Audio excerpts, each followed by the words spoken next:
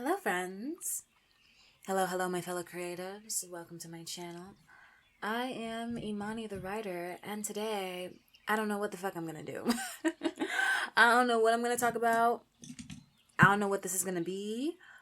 I am sitting at my desk in my bedroom in front of my window, looking out at a very white and snowy landscape here in New York. And I'm painting. I have my little easel, I have my little canvas, I have my paintbrushes, drawer full of paint by my side. And I decided to turn on my microphone and just start talking. And same with my painting. Like, I just decided to get out the paintbrushes, get out the paint, get out the water, whatever materials I need, and to just paint with no plan. I've been feeling called to create more. I've been feeling it in my stomach. I've been feeling it in my gut. I've been feeling it in my bones. Like, God has been telling me to create more. I need to follow my creative passions, that it's going to lead the way for me. Whenever I feel lost, when I feel unhappy, when I feel more depressed than usual, I know that it has a very direct correlation to how much time I am spending being creative. But the thing about me, I put a ton of planning into every creative thing that I do. Excuse me, I'm just going to have a drink of water. Hydrate. I put an incredible amount of planning into every creative thing that I do. And so, if there's no particular project that I feel like working on or working towards, chances are I'm probably not going to be creative for a particularly long time.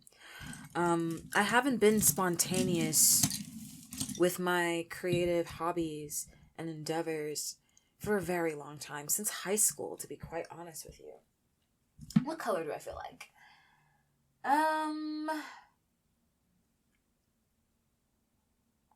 Why don't we layer some white?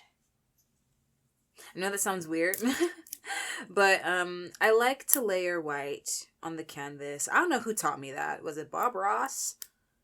Probably was. Layer some white on the canvas, just so that whatever color I pick next kind of pops out or like layers well in a way that I like. So that's what we're gonna do, right?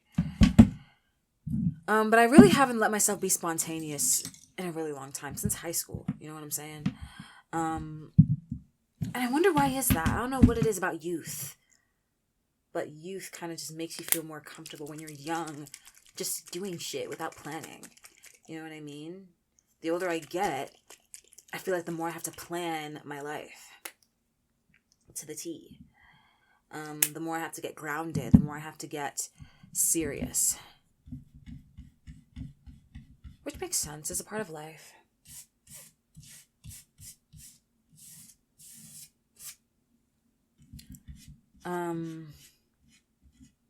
But God has been telling me that I need to create, and I can't just let this lack of inspiration for a longer project stop me from doing what I'm called to do. And I think that there's a reason why I just kind of felt like diving in today and doing the damn thing.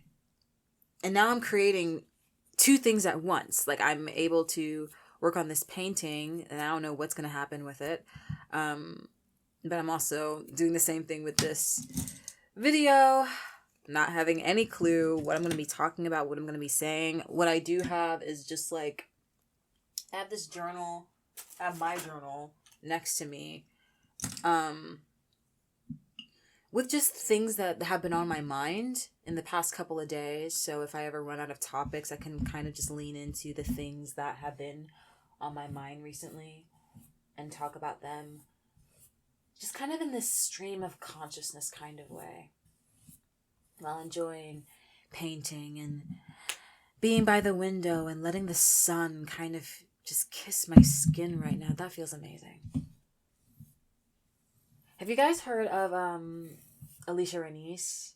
If I remember, I will leave a link to her channel in the description box below. I love her content so much. And there was this one video she made about creating 10 out of 10 days, and I think that that's something I need to adopt more by making 10 out of 10 choices. Like this right now was a 10 out of 10 choice. Painting, no plan, sitting, letting the sun just love on me and love on my skin right now, like babes. And just talk. Like I'm talking to a friend. I think that I plan too much. I really do. I put so much emphasis on planning. With my art and with my life.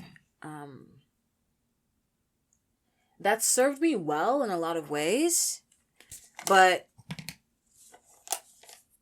I've just come to realize with the start of 2025, with this year, just how much planning can serve me, but also the fact that you can do so much planning and shit just can still blow up in your face regardless. You know what I'm saying? Like, sometimes it just doesn't matter that much how much you plan.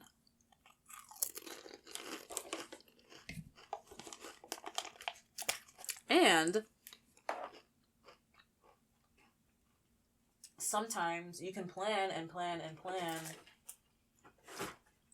And like I said, things don't work out, but sometimes you can put in absolutely no planning into a thing whatsoever, and it's gorgeous, and it's beautiful. I have paintings that were just like that. Some of my favorite paintings, they're at my mother's house. If I have pictures, and I remember to put up pictures, I'll do that in the video, but some of my favorite paintings I ever created, there was no fucking plan. Like, it was just me messing around with colors and messing around with water, mixing with color and letting it drip onto the canvas and take up shape in whatever way it felt like, and working with that. I need to do something like that with my creativity. Remember what it felt like to plan nothing and create everything. You know what I mean? And for it to be everything. Like, for it to be amazing. For it to be gorgeous. For it to be everything that it needed to be.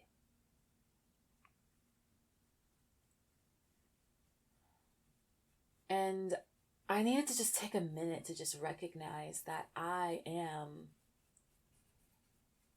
also not something that I need to plan. Like my development. Oh, the sun is amazing. That I am exactly what I need to be right now and where I need to be. And it's really, really hard for me to reconcile with that, because I am equal parts a creative as I am a planner. It's very strange. I don't know much about astrology, but I know that I am a Capricorn Aquarius cusp.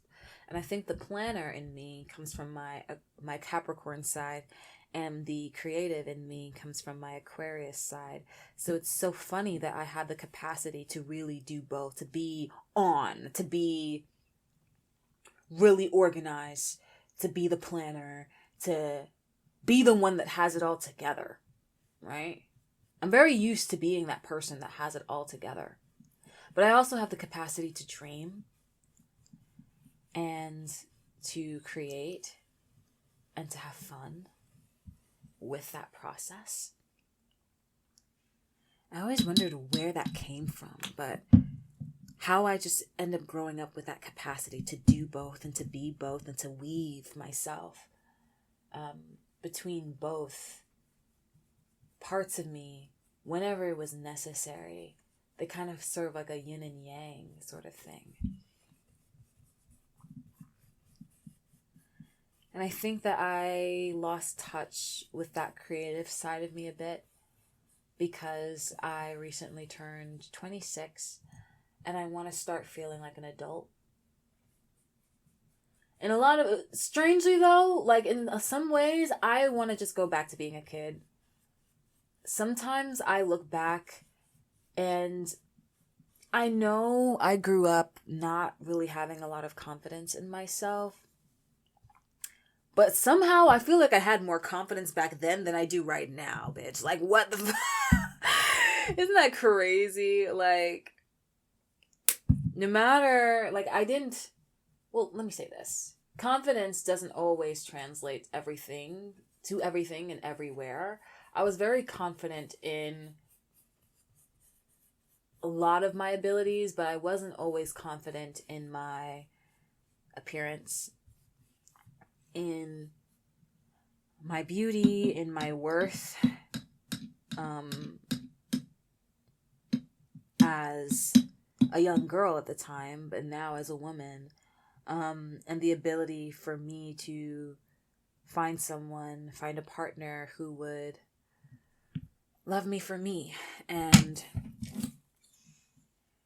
it's something that I struggle with now more than I did when I was a kid, I guess because I'm getting a little bit older, but I admire the girl that I once was, because no matter how insecure or low about myself I felt, I never let it allow me or push me to do things that were against my own best interest. And I don't necessarily think I'm doing anything against my own best interest now, but it just never convinced me to be anything other than me. If I don't rock with it, I don't rock with it. You know what I'm saying? Like, no one can convince me to do something that just is not who I am. It's not normal to me. And while that still is the case, I do feel my confidence rocking a little bit more about those things. You know, I do feel that I am starting to become a little bit more willing to do things that aren't usually in my own nature. And in the hopes that it might find me a partner or find me a community where I belong. And I think on some level you have to try. You have to try to go outside of your comfort zone from time to time. But I guess, like, what's a better way to say this? Like, it made me feel like I had to reevaluate my relationship to things. You know what I mean? Like, how can I give an example? Like, drinking. I don't know what it is about turning 26, but it made me really start to reevaluate my relationship to alcohol. And what it is that I truly want it to be and what it's always been. I've never been a heavy drinker. And I never minded that about myself until this year, though. Because I guess maybe because now I'm being invited to more things that involve alcohol than I was when I was younger. But I was always just like, alcohol was never a thing that I usually partook in community with other people. I was always more comfortable exploring with drinking alone. And people say that that's like a sign of alcoholism, but I very much disagree. Because, again, I wasn't a heavy drinker. It was like a once in a blue moon kind of thing. But I always felt more comfortable drinking alone Because the thing that makes me uncomfortable isn't alcohol in and of itself. It's dealing with other people's personalities around alcohol and other people's relationships with alcohol. Because when I'm just in my own house, chilling, I can fix whatever drink I feel like fixing and do whatever activity I feel like doing in peace. And drink at my comfort level. You know what I'm saying? Like, I don't get drunk by myself in my own house. Like, who does that? You know what I mean? Well, let me not say who does that. That's me. That's me. Like, I'm gonna cut that out. No. Forgive me. Actually, I'm not gonna cut it out. I'm not trying to do too much video editing or audio editing with this. I'm probably just gonna post it as is with my stream of thoughts as is. So forgive me. I'm not cutting it out. But I'm just chilling in my own house. Like, I drink at my comfort level. I do things at my comfort level because I'm home. I'm where I'm comfortable. Right? But when other people start getting involved, now things get complicated for me. I start feeling like I have to drink at the pace that other people are drinking at. And I'm just like, how am I 26 and still grappling with this? This feels like a college or high school thing. And I think the answer is because when I was in college, I had no interest in drinking. So I just didn't do it. And I thought to myself, I'm like, why? What is it about? Why have I never shown an interest in these things? And I think it's just because I can kind of see by the way, like, adults around me acted at a young age. Well, for one, I wouldn't necessarily say I grew up in a strict home, but it was very obvious to me what was and was not going to be a thing that my family frowned upon. Well, at least the elders anyway.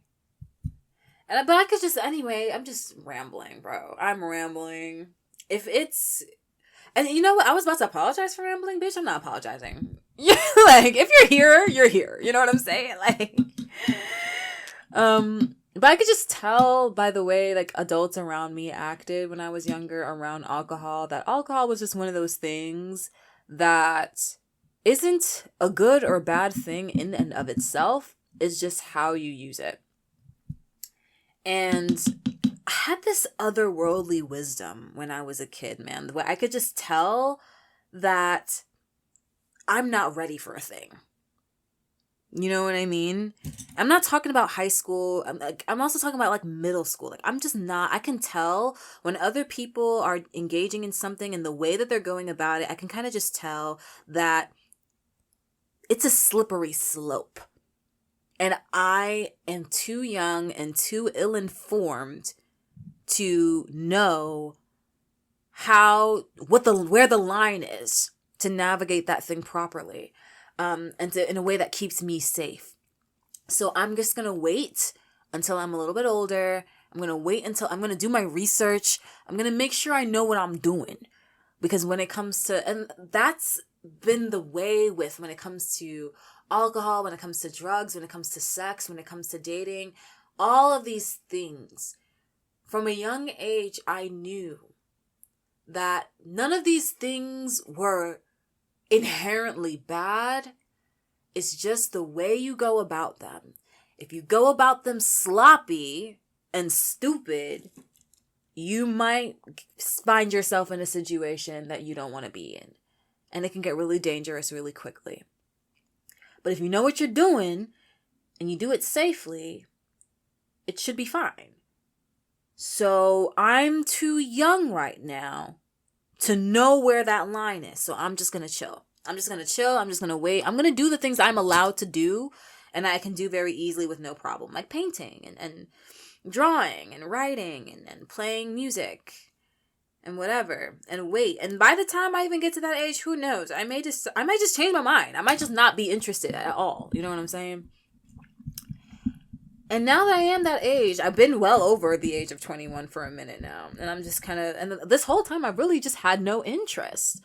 And now I am slowly kind of building an interest, but I'm hesitant because I'm just like, and it's a thing that I felt really insecure about in my journaling because I feel underdeveloped. Because this is an area where I don't have a ton of experience in. And the average 26-year-old already has so much experience with drinking, with bars, with clubs, with all these things. And I feel uncomfortable being in those spaces because I don't want to be made fun of. I don't want, I just don't want to feel bad about where I currently am. I want to be amongst people that make me feel fine, that make me feel good, that make me feel comfortable. About being where I particularly am. Because and there are some, trauma-related reasons why I decided to stay away from parties. As young as, 11, 10, maybe even younger, I had some experiences that let me know that even family parties aren't always safe spaces. Especially not for girls. So I don't want to go into spaces not knowing what I'm doing. And I still feel that way. I'm 26, I still feel like, even though I'm a grown woman at this point, I'm still a woman. You know what I mean? So I'm just I don't feel as comfortable just going anywhere. I need to feel like I know what I'm doing. I need to know that I'm safe. I need to know what's going on. I need to know who I'm going with, the kinds of people I'm going with, how they get down. You know what I'm saying? And I don't know. So, again, at 26, I'm reevaluating my relationship with a lot of things. And one of those things being alcohol. And I actually asked myself, what do I want my relationship with alcohol to be? I want it to be something that I had an experience that really made me realize that I can't just drink with anybody.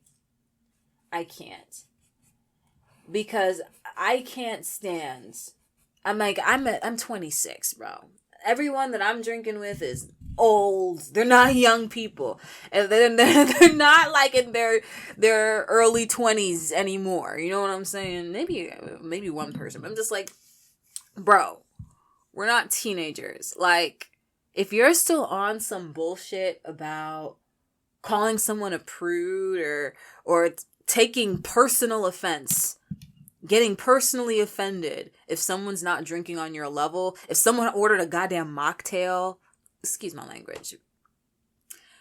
If you're still on that bullshit at 30, I don't want to drink. Whoa, grow up.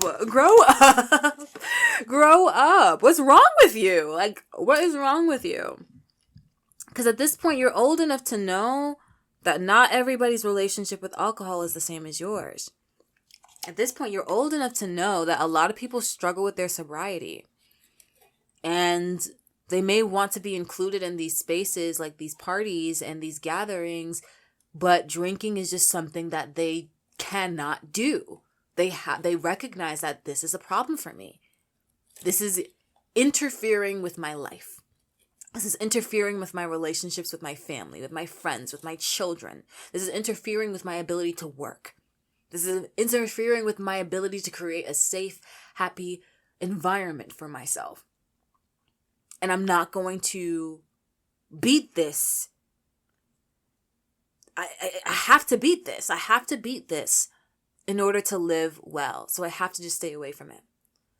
For you to come in and to have this attitude, it's just not supportive. And no, not everybody owes you their story around why they're choosing to not drink. Drinking alcohol is such a huge part of our culture that if anyone makes the conscious decision not to, it is for a damn good reason. Okay? Just assume that it is for a damn good reason. Everything is about drinking, bro. So if someone decides not to, it's for a good reason. And they don't owe you that reason. Respect it and move on. It has nothing to do with you.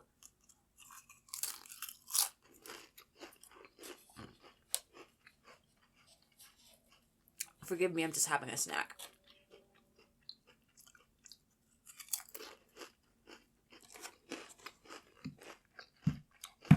And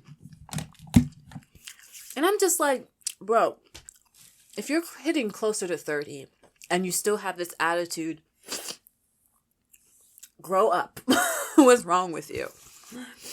What is wrong with you? And you know what makes me so sad, too? I guess some people, like, see you not drinking as a sign that you're judging them for their drinking. And so they make it their personal mission to force you to drink more than you want to force you to drink at their level so that they can feel better about whatever, about the pace in which they're drinking. That is so wild to me that you care more, in this moment, you care more about whether or not I'm judging you than whether or not I am okay. Because that's really what it comes down to it. You care more about whether or not I'm judging you than whether or not I am safe, than whether or not I am healthy, than whether or not I am comfortable, than whether or not I am passed out on the freaking floor and needing to get my stomach pumped.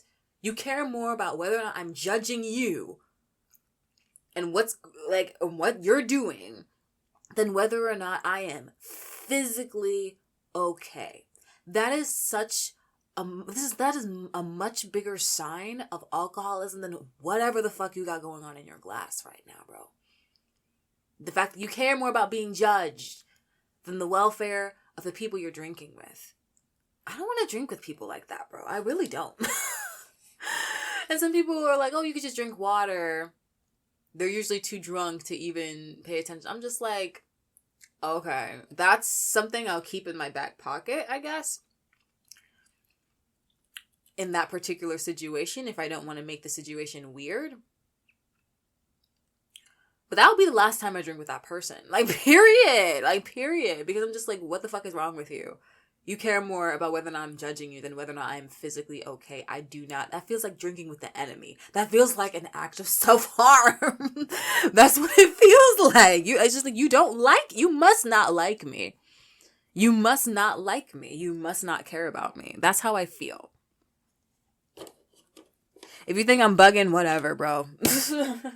If you think I'm being dramatic, whatever. I'll block you, and we never have to see or speak to each other again. That's how I feel about it at this point. Whatever.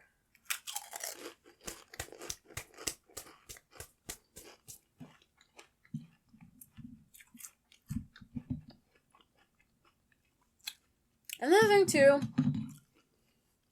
I would love to. Another thing I'm gonna do one of these days is buy one of those like mixology kits. I think that's what it's called. I would love to make my own cocktails at home. I love exploring this alone. I really do. I love, because it's also like a creativity thing. You know what I'm saying? Like, there's a lot of creativity in fixing like cocktails that taste great. You know what I mean? That's a creative act in and of itself, and I'm excited to explore that in the comfort of my own home, and then to drink my little cocktails while I paint, or while I watch a movie, or while I write or read or whatever. You know what I'm saying? Like, that sounds fun. I would love to even just like have a little party, not even a party, but like, get together, invite friends over, and mix our own drinks and have fun with that. Like, get all the things that we need and just fix our own fucking drinks and have fun. You know what I mean? And we can play board games or card games or watch like trash reality TV in the meantime. And just like, that sounds fun. Like, that to me sounds like a great time. But bars, clubs, I'm just like, ugh, I'm over it. I barely started it and I'm already over it. Now, one thing too, I will say, my job had a company holiday party at a nightclub, and that was a lot of fun. I had a great time. I closed us out. I stayed the whole time until closing because I had such a great time.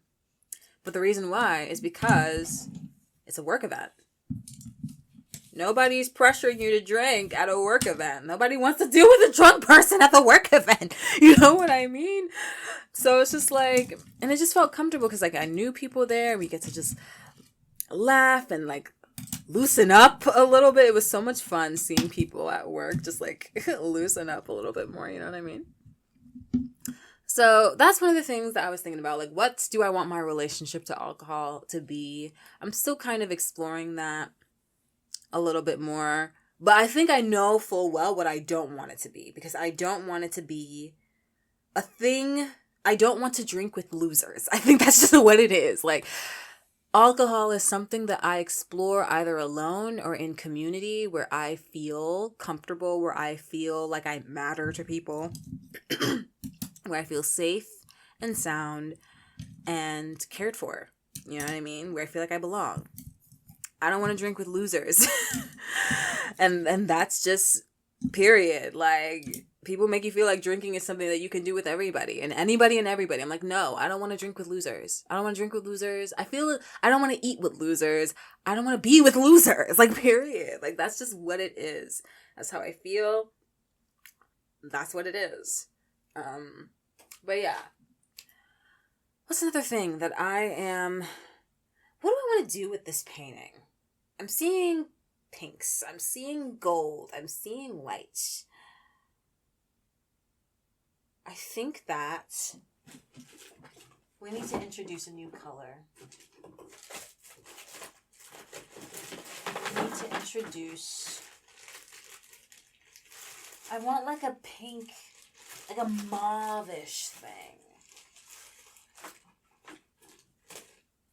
Like a mauve-ish thing.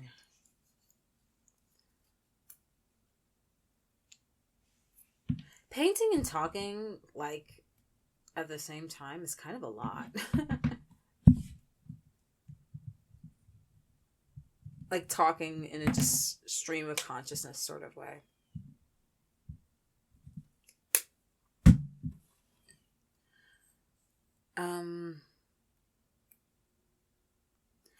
I've also decided to evaluate my relationship with singlehood. I really, really, really would love to invite love into my life. But I hate dating with a passion. I hate it so much.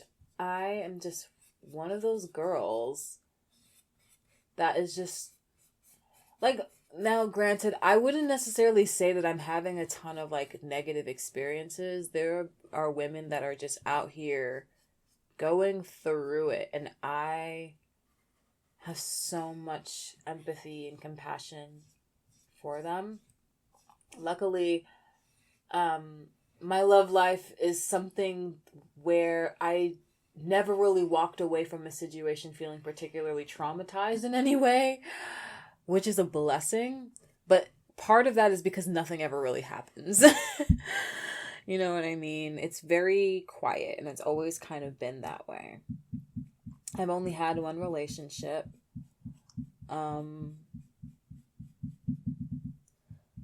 I don't want to talk about it. It wasn't like a bad one, but it clearly wasn't the best. Otherwise, we'd still be together, probably. I will say, though, I learned a lot of lessons. I learned a lot of lessons from that relationship about who I am and what I need and the kind of man that I need to be able to cultivate what it is that I need with. I learned a lot about relationships in and of itself. Like, love is just not enough. And that was a hard lesson for me to learn because I grew up seeing a lot of relationships kind of break down and fail. I grew up seeing a lot of fighting and stress and turmoil. And it was very confusing to me because my relationship didn't have any of that, but it still didn't work. And that was a hard lesson for me to learn, that you can have a peaceful relationship and it still won't work. And I'm just like, well, bitch, what will work? Because at this point, I am running out of ideas. I don't know what is going to work because Now, granted, there is a lot, like, he was not a perfect guy, and there is some stuff that I have to unpack around that relationship. But at the core of it, though, I wasn't mistreated. I feel like I had, like, a lot of agency in that relationship. It was one that I felt was between equals. Anything that I didn't like, I told him. And he usually apologized and changed his behavior very quickly. And we were able to kind of just move on. And after a while, there just seems to be issues that we could not move past. Like, and they kind of just felt like fundamental stuff. Like, he had changed his mind about wanting kids and about where we wanted to live, and different, and we couldn't get on the same page about, like, where we wanted to live, how we wanted to live. Fundamental, like, logistical stuff. You know what I mean? That's the thing that really broke things down for us. And it's kind of hard because it felt like otherwise it was fine. It wasn't perfect, but it was fine. Like, I do feel that he loved me. And at the time, I loved and cared for him. And it felt like it could have worked out. So, and I guess maybe I'm just so used to seeing, like, the worst of the worst that it was shocking to me that something so normal would still not work. And it's just like, do I have to have the perfect relationship for it to work? Because it was fine. Why did it still not work? Now, as an adult, I come to understand that just because someone loves you and just because you're not fighting doesn't mean y'all have built the foundation y'all need to build. It doesn't mean that you're aligned and have the same goals. And that's really all that it was, is that we weren't quite aligned and had the same goals. And even still, like, I have different goals now, too. Like, the goals I had with him before, I don't have them now. I'm a different person, and he's probably a different person. So it took me a long time to kind of reconcile, like, how to move forward. And now I thought I was ready for love, and I was super excited to bring it into my life. But then coming into what dating looks like as an adult, because that relationship started when I was like 18 years old. And it persisted throughout college. So when I finally became single for the first time as an adult, I didn't know what to expect. And I knew it was not going to be easy for me to meet people, because it never really was. I feel like I was never really seen. I never was in a position to be seen by the people who would love my look and my aesthetic and my personality best. I was always kind of in communities, or I either lived or worked or went to school in communities where I was just too different from the norm to be really seen in that way, maybe. That's why I'm thinking about moving to a new place, and diversity is going to be really, really important to me. Because I wouldn't necessarily say that I had the best luck dating always, but I had a better experience in spaces where everyone was so different already. There really was not much of a point in everyone trying to be the same. If there's too much of one type of person, I was not going to do well. Like, I was going to have a really tough time meeting a person that was interested in me. I need to be in diverse spaces because people are just more palatable, I feel, to my look and to my personality and to my little idiosyncrasies than they would be if I lived in a place where there is one majority race or one majority culture, if that makes sense. But I knew dating as an adult would be rough for me, but I didn't know it was this bad. This is tough, bro. It's a lot. And it's hard to navigate. I really dislike dating apps because I think that there is no way to have a healthy self-esteem using dating apps unless you are one of those people who just fit every single conventional beauty standard ever. You know what I'm saying? Like, you have to be perfect. And not only do you fit every conventional beauty standard, you are a pro at documenting it and photographing it in the precise way that you need to for your key demographic to see you and immediately be like, oh, I want you. You're the one, you know? So just like, I hate dating apps. I don't like bars or clubs. What's next? I don't know. I don't know what else is left. I'm just hoping that maybe finding ways to enjoy my hobbies in community might be the thing. And I'm hoping that assessing my relationships with dating apps and bars and clubs will allow me to find a way to partake in those atmospheres that's healthy for me and enjoyable for me once in a while. That's all I can do at this point. And I'm hoping that maybe moving to a new city, having a new environment where I can access people every day. I feel I'm pretty isolated where I'm at. It takes a lot of effort for me to get to where the action is. It's a very long commute. And I don't drive. I have my license, but I don't have a car.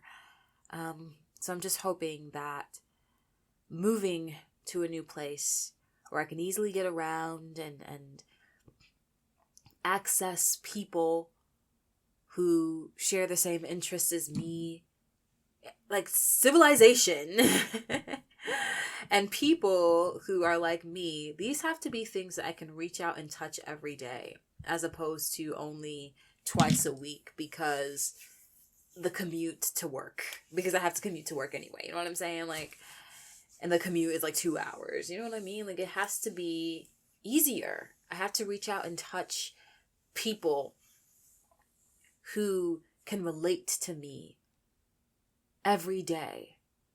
Not that I'm going to be doing that every single day, but it's just like, it has to be possible for me to interact with people every day. And that's just not the case here. It's just not the case here. I love what this is becoming, this painting that I'm working on. I wonder what the next step is. I see these golden colors and these pinks and these reds. And I feel like doing something bold with it. Like breaking it up with something drastic. But I'm scared. But I think that's a sign that I need to do it. Let me get new water, though. Let's take a little break. All right. Are we back? We're back. Let me just wrap up this topic about reevaluating my relationship to being single. One thing I do know is that I deserve to feel good about myself. I deserve to feel good about how lovable I am, because I am that girl. I am very lovable. There is so much to love about me.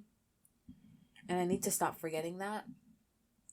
And I need to stop acting as though because a man does not love me in a romantic way at this very specific moment in time, that doesn't mean that I am not lovable at all. There are many beautiful people who admire me. And I forget that sometimes because in my mind I'm just like, girl, I'm normal. But when people tell me that they do, I have to start listening. I have to stop being so humble all the time. Like, humility is a wonderful thing. But I'm so used to, as a Black woman, I'm so used to people humbling me that I humble myself, I think, a bit too much. There are lots of people who love me. And even if there aren't lots and lots at a time, like, the few that I have are really wonderful. There are people in this world who have nobody. Nobody to validate them and let them know that they are loved and that they are wonderful. If you feel like that's you, I just want you to know right now that you are loved and that you are wonderful. I see you. And you're amazing. And I'm proud of you. I don't know why that thought came in my head to say it, because it feels not very different than the conversation we're having right now. But I felt called to say it, that I'm proud of you. Wherever you are and whatever it is you're doing right now, I'm really proud of you for sticking it out, for making it through 2024, because I know that wasn't easy for any of us. And I'm proud of you for taking on 2025 with as much grace and as much energy and motivation as you possibly could muster. I'm proud of you for being here, because you could choose not to be here. A lot of people have chosen not to be here, but you decided to stick around and see things out till the end. I know I've had those feelings of, does it make sense for me to even still be here? Does anyone even really, truly still want me here? Do I even serve a purpose? But there are people who just don't do anything good for anyone.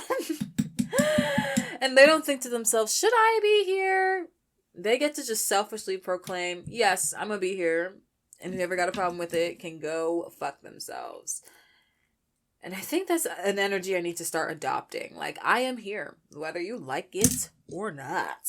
I don't care who has a problem with me, what I do, what I stand for, what I think, what I believe. I'm not going anywhere. So boo. Go away. I completely lost track of what I was saying. The point is, I deserve to feel good about myself, whether I'm single or not, whether I'm in relationships or not. I deserve to feel good about myself. I deserve to feel good about my life, because there's a lot of good happening. There are pockets of joy everywhere. And I just have to be intentional about finding them, about cultivating them. There is happiness here. There is joy here. There is love here. There is wisdom and abundance here, right where I'm at. And I deserve to see that and know that every day. Whether I have the attention of the male gaze, whether I have male validation or not, whether I have female validation or not, whether I have it from friends or colleagues. No matter what's going on, I deserve to feel beautiful. I deserve to feel worthy. I deserve to feel magical. I deserve to feel like that bitch, because that is simply who I am. And that's who you are too. I am taking a break from dating for now because I'm not sure how long I even want to stay in the city I'm at anyway. And even if I were to fall in love with a guy, he would be here and I'd be trying to leave. Like, that don't make no sense. If I'm trying to leave, I don't want to do nothing that's going to make me want to stay. Engage in anything that's going to make me want to stay. You know what I mean?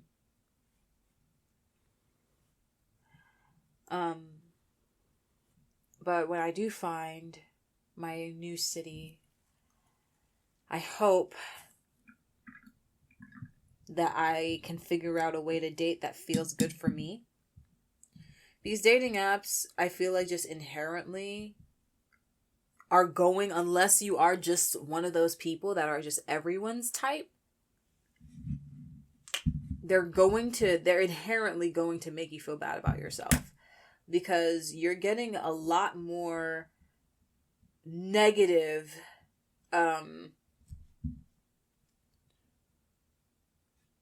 what's the word that I'm looking for? Reinforcement about your worth and about your attractiveness and about how lovable you are. You're going to get more negative reinforcement than you are positive reinforcement. You have to kiss a million frogs. You have to be ghosted a million times. You have to deal with a lot of disrespectful, sexual, lewd comments from men a million times over, just on the hope that you'll find one decent guy that you can actually get along with. And the longer I feel like you spend on those apps, the more likely you are to lower your standards. And I don't think that's a good thing, because you came up with that list of standards for a reason. Like, I can feel myself going from, well, I need someone who makes at least $50K because the poverty line is 25. I want to make sure double of that is coming into the household at any time. So as long as I make $50K and he makes $50K, well, at the very least, if one of us loses our job, the other one can maybe hold it down for a little while. Even that logic is so flawed, because even still, like, y'all can both make $50K and still be struggling with both of y'all's income. Like, this just, the times we're living in is just rough. I love this white outline that I'm creating. This is gorgeous. Wow. I love this. What can I do? I want to add more red and then add... Y'all can't see a damn thing I'm doing. I don't know why I'm talking to you. About what I'm... Y'all can't see a damn thing I'm doing. But I'll leave a picture. Maybe I should have filmed it. Nah, that would have been too much work. We're creating on the fly. That's the whole point of this. We're creating on the fly. All in all, I just hope that I find a way to go about dating in a way that doesn't hurt me. In a way that won't let me forget who I am and what it is that I need. Because the more negative reinforcement you're getting, the more likely you're going to start lowering your standards. And the more likely you are to accept red flags. And I feel like we're so mean to women sometimes, because it's just like, you didn't see all those red flags? You didn't, like, how could, I would not play that. You know what I'm, like, some women could just be on their high horse, bro. And it's just like, girl, you be on them dating apps for 6 months at a time and get all this negative reinforcement every single day for months on end.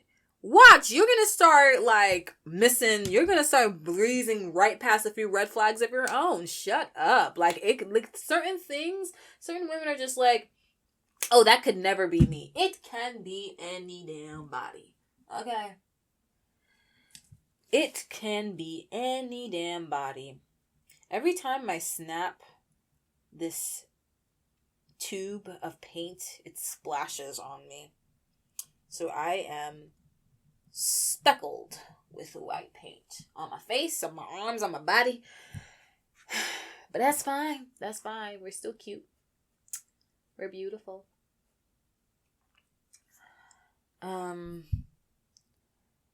hoping that when I move to my new home, wherever that will be, that I'll figure out a happy medium to date in a way that feels good to me, because these things don't feel good to me.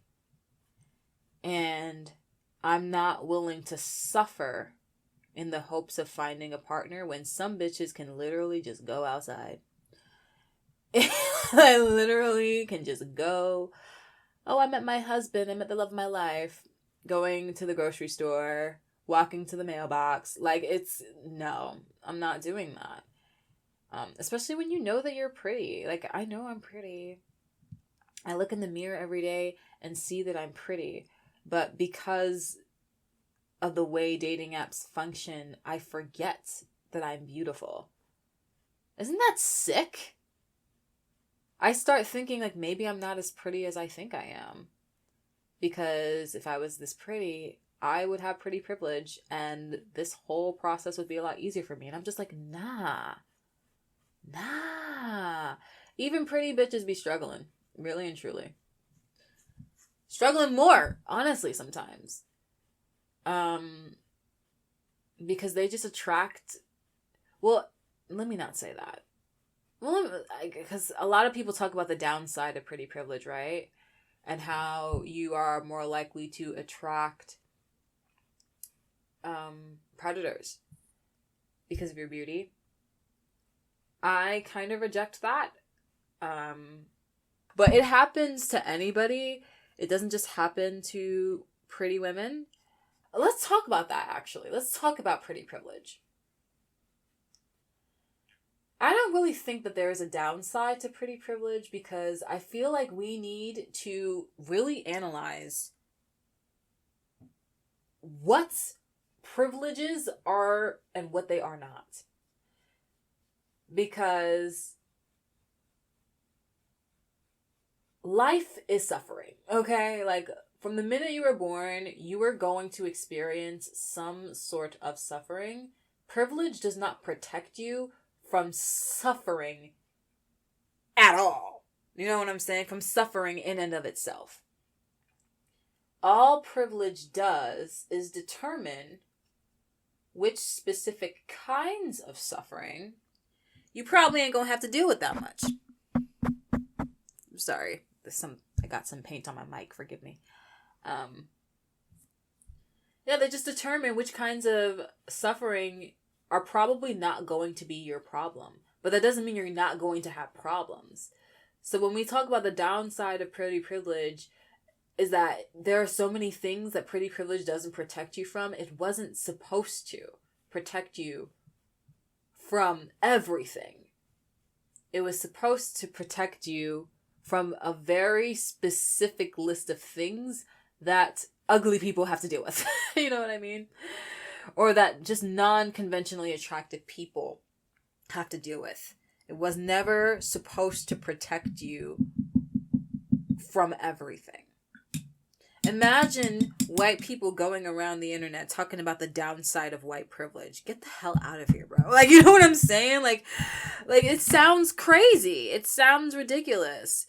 And they go around, imagine white people go around talking about, I'm white and my life is terrible. I had to go through this and this and this and this and this. There's no such thing as white privilege. Like, white privilege was not supposed to determine you. It doesn't make your life perfect. White privilege is not making your life perfect. It just means that the specific struggles that black and brown people have to face, they're not going to be your problem. That doesn't mean you're not going to have problems, bro. You're just not going to have mine. That's all that it is. You're going to have problems, just not my problems. And it's the same with pretty privilege. Like, it doesn't mean you're not going to have problems. It just means you're not going to have these specific problems. But it's still a privilege to be pretty. Nobody's going out of their way to make themselves ugly, to protect themselves from the downside of pretty privilege. You know that? As much as pretty women complain about the downside of pretty privilege, do you see them going out of their way to make themselves ugly? Because you can make yourself ugly. You could stop going to do facials. You can stop getting plastic surgery. You can stop working out. You can stop doing your makeup. You can stop doing your hair. You can stop doing all the things that make you pretty, but you're not going to because you recognize that there are benefits to being beautiful. Not just socially, but also for your self-esteem. It's nice to look in the mirror and feel beautiful. If pretty privilege was so terrible, we would all be going out of our way to make ourselves ugly. But we don't. Because it's not. It's not terrible. Anyway, that's my opinion. And if you don't like it, go away. I'm very loose with the block button. So. And I'm adopting this whole mantra of, well, if you don't like it, just delete it. And that may be immature, but shoot, man. I got a job. I don't depend on this channel to live. I don't need people to like me. Like, nah. And even if I do get to the point where I'm able to do this full time, honestly, I would be questioning if I honestly want to be honest. Because there are benefits to just creating for me and putting it out there and not worrying about if this video is going to produce enough for me to eat tonight. Like, there's benefits to your art just being yours. And I do like that feeling. I don't have to have people like it. I just have to like doing it. I don't even have to like it. I just have to like doing it. You know what I mean? I'm loving the white outlines. Ooh, do I want to keep that drip? There's a level of imperfection in it that I really, really like. Like it's blood dripping down. Anyway, it's been an hour. It's been an hour, and I've just been talking with no particular, like, I don't know how frustrating it must be to listen to. To listen to this random stream of consciousness just going absolutely in circles, going absolutely nowhere. But I'm having the best time doing it. I hope you're having a good time listening. If you're not, I'm sorry. But if you are, love ya. Love that you're here with me. Let's come full circle and talk about evaluating my relationship with creativity. That's one thing. And that's a really great place to wrap up because I'm literally just talking about like creating for me. My mental health is very much dependent on my ability to just enjoy my creative hobbies and also just enjoy the nostalgia, the memories of when I was a kid, also just creating for me.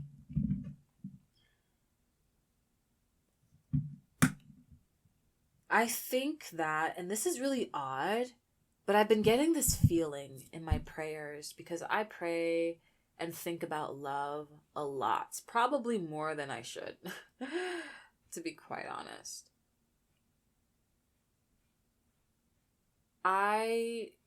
But I pray about love and I'm giving up on, I used to pray a lot about when it's going to happen and I'm trying to just not do that anymore and accept that it's not for me to know.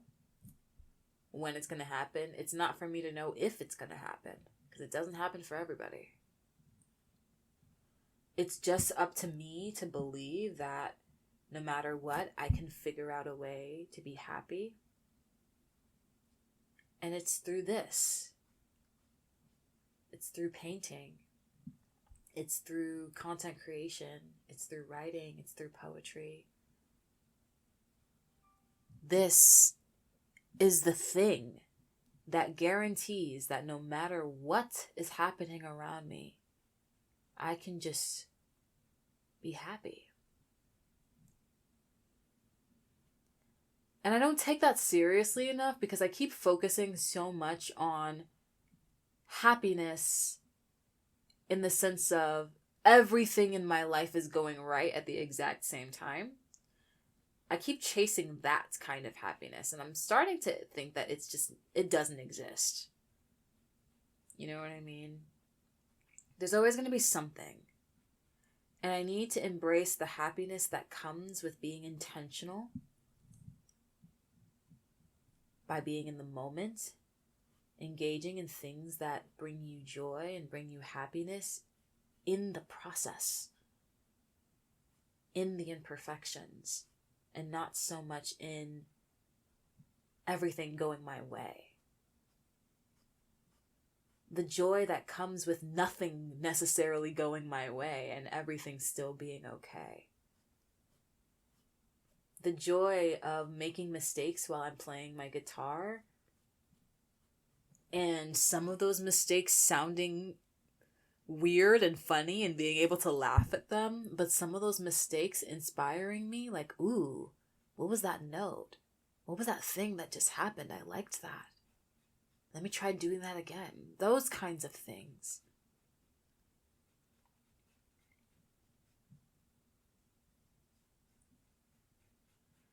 I have to embrace that more, and I know that it has a direct impact on my mental health. And I also have this feeling in my prayers that it's through my creativity that I'm going to find my person. Like my partner. My future husband. Like, this process is the thing that will lead me to everything God has for me. And it doesn't have to be perfect. It doesn't even have to be planned. It just has to be done.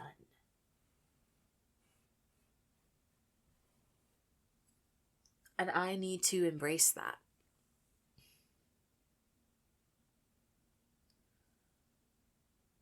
I think I'm nearly done with this painting and this video at the same time. That would be brilliant. I think this is one last line.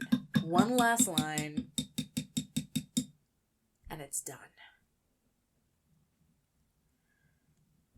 But yeah, so what about you? Are you... I think that what I'll call this video is just evaluating your relationships with things. Something along those lines. I haven't decided even what I'm going to name this video, what the thumbnail is going to be. I know if I was a good YouTuber, I would have planned those things ahead of time. But I'm not. And who cares? This is for fun, bitch. But is there anything that you are reevaluating your relationship to? Are you reevaluating your relationship with any of the things I've mentioned already? With alcohol, with singlehood, with dating? Are you reevaluating your relationship with your hobbies, with your creativity, with your job? Are you reevaluating your relationships with your friends, with your family? I know I've been thinking a lot about what kind of community I want to cultivate and what I need to do on my end to make that happen. So let me know down in the comment section below what you're thinking, what you're feeling. And let me know if you like this kind of stream of consciousness, this kind of just letting your thoughts run wild and just talk. I enjoy doing it. So I think that if it's been a while since I created any content and I'm just kind of like, bitch, I don't know what the fuck to do, this just might be my go-to thing. Just turn on your mic and talk and see what happens. Because, bitch, I made like over an hour of content just like doing it. That is nuts. That is crazy. And I'm probably not even going to edit it either. I'm probably just going to leave it just as is. Maybe I'll just make like the picture that you look at, the painting that I'm creating. It sucks that you won't be able to see kind of the process it took for me to get here, but oh well. That's the process. What does it look like? Comment down below. If I actually do put the picture up, what does it look like to you? What is it giving? It's giving like... Actually, I don't want to say anything. You tell me what it's giving. If you reach to this point of the video, which, dang, you must really enjoy hearing me run my mouth. If you reach the end of this video and you see this painting, tell me what it's giving. Tell me what it looks like to you. Tell me what thoughts it brings up for you. And yeah, let me know again if you are reevaluating your relationships with anything. And I'll see you guys next time.